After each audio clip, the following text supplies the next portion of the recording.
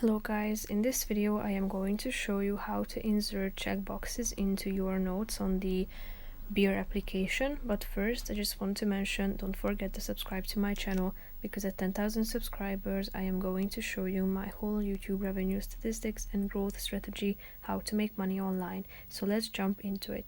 First of all, open the application on your phone.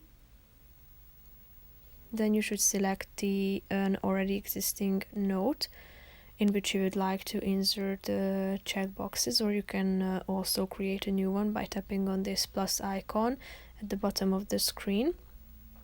So tap on the relevant one and then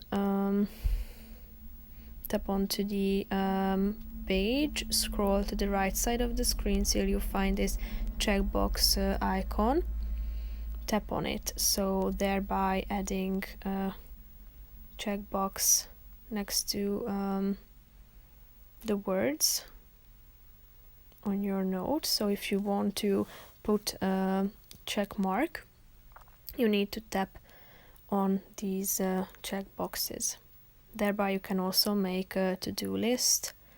As you can see, there is a to-do tag so that you can find it easily later on if you are searching for content including this tag mark.